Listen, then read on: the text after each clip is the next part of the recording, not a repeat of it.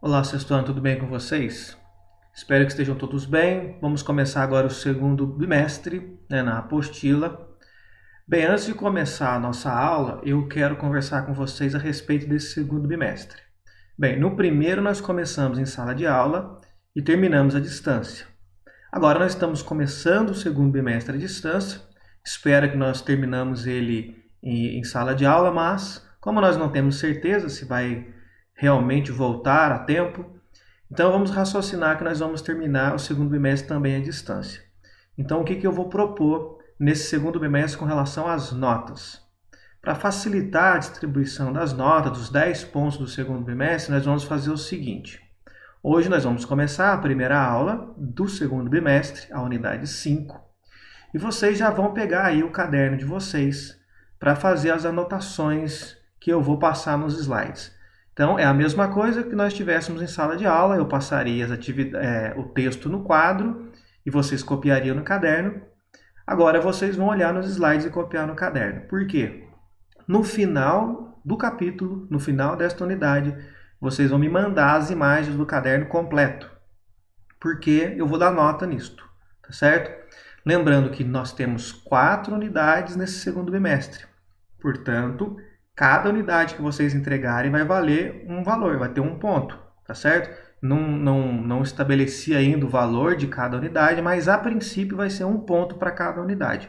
Pode ser que eu mude posteriormente, mas a princípio vai valer um ponto o caderno para cada unidade. O que eu vou avaliar? Se o caderno está completo, vou avaliar o capricho, a organização, aquele combinado que nós fizemos em sala de aula com relação ao uso das canetas, enfim, tudo o que vocês fariam em sala de aula, vocês vão fazer agora no caderno de vocês, tá certo? Para facilitar, para estudar para as provas que nós vamos fazer mais adiante. Tendo em vista, supondo então que eu dê um ponto para cada unidade, significa que no final do bimestre vocês ganharão 4 pontos, simplesmente se fizerem no caderno a cópia das atividades bem feito, com capricho, com organização, tá certo? É bastante, portanto, não deixem acumular, a cada aula já vão copiando e fazendo no caderno, preocupem-se com a organização, com o capricho, com a letra, tá certo? Que isso vai fazer muita diferença depois. Muito bem? Então vamos lá começar a nossa primeira aula do segundo bimestre. Nesta primeira aula do segundo bimestre, nós vamos continuar falando sobre a Grécia.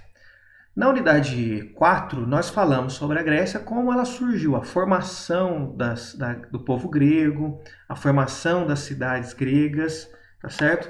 Agora nós vamos continuar falando sobre a Grécia, mas nós vamos abordar principalmente a cultura e a sociedade. Esta matéria talvez seja até mais importante do que a anterior. A anterior nós conhecemos o povo grego. Nessa nós vamos ver a cultura e a sociedade grega, e é importante porque muitos elementos da cultura grega é muito presente na nossa sociedade até hoje, na nossa cultura até hoje. Então aqui vocês vão conseguir identificar quais elementos da cultura grega que permaneceram até os nossos dias, que influenciam a nossa sociedade até os dias de hoje. Então vamos começar com a cultura e o contato com outros povos. Bem, as cidades gregas, como nós vimos na aula passada, cidades-estados, eram todas independentes, autônomas, e nunca aconteceu na Grécia de uma pessoa só governar todas as cidades. Essas cidades nasceram e morreram, continuaram independentes. Não havia uma pessoa só mandando em todas as cidades. Mas nós podemos dizer que todas elas pertenciam à Grécia, ao povo grego. Por quê? Porque todas elas tinham algumas características semelhantes. Por exemplo, falavam a mesma língua, cultuavam os mesmos deuses, tinham alguns costumes semelhantes, algumas práticas culturais semelhantes, certo? Então, todas essas cidades era fácil de ser identificada como uma cidade grega pela forma na qual ela se organizava, como as pessoas viviam no seu dia a dia, a língua e assim por diante. E bem, como essas cidades estavam próximas do mar Mediterrâneo e tinha contato com muitos outros povos ali no mar Mediterrâneo, as cidades gregas influenciaram vários outros povos, povos até distantes da Grécia, que acabaram sendo influenciados, copiaram algumas práticas culturais do povo grego. Então eles levaram a cultura grega para vários lugares. Naquela época vai começar a ficar muito nítida como que o povo grego era muito mais desenvolvido, muito mais avançado em termos de conhecimento, em termos intelectuais, se comparado com outros povos, tá certo? Não com outros povos fossem bobos, não que eles fossem menos inteligentes, mas se comparado com a Grécia estava muito mais avançada, muito mais adiante do que esses outros povos. Então é claro que esses outros povos perceberam que a forma dos gregos viver era muito boa e passam a copiar então a forma de viver dos gregos, pelo menos alguns elementos, algumas coisas eles vão copiar dos gregos. Então os gregos acabam levando a sua cultura para outros povos.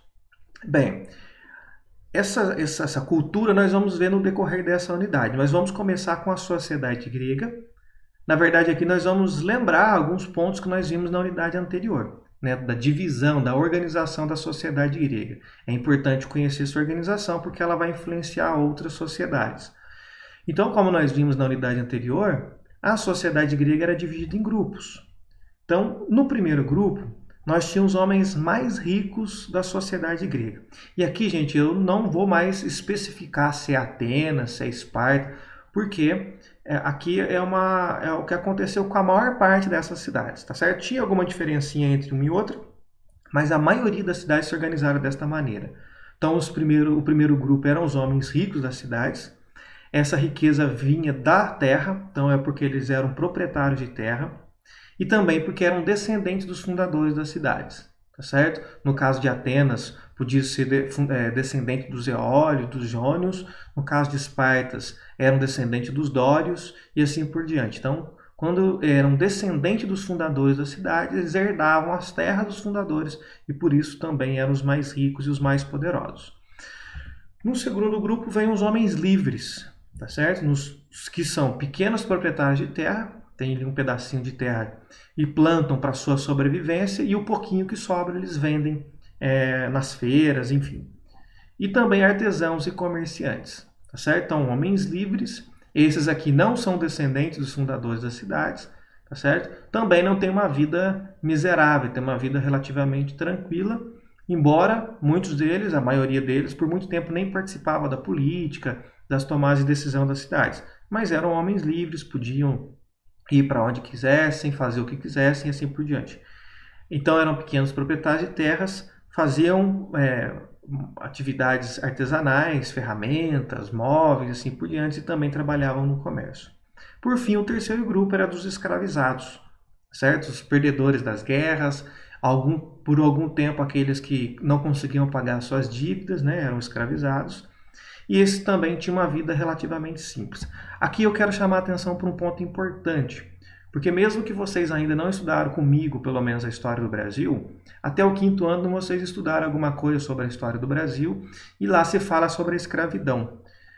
Então, às vezes, nós temos na nossa cabeça a escravidão africana que teve no Brasil, daqueles que os portugueses trouxeram para cá, que tiraram a força da África e tudo mais. Bem, essa escravidão que eu estou falando aqui na Grécia era um pouco diferente dessa escravidão que teve aqui no Brasil, certo? Então, o tratamento com os escravos, a forma de lidar com os escravizados era bem diferente da forma que os portugueses lidavam aqui com os africanos no Brasil. E um outro detalhe importante é que naquele momento, na Grécia Antiga, a escravidão não tinha absolutamente nada a ver com a cor da pele, com a origem da pessoa, tá certo? Então é uma escravidão bastante diferente. Era um número grande de escravizados na Grécia, mas era uma escravidão bastante diferente daquela que aconteceu no Brasil. Todas ruins, todas horríveis, mas existia uma diferença muito grande e vocês vão entender no decorrer das matérias que nós vamos estudar. Mas, logo de cara, quando vier na cabeça a escravidão na Grécia Antiga, já saiba que ela é diferente da escravidão que teve aqui no Brasil com os africanos. Um outro detalhe importante sobre a sociedade da Grécia é falar sobre as mulheres nessa sociedade, tá certo?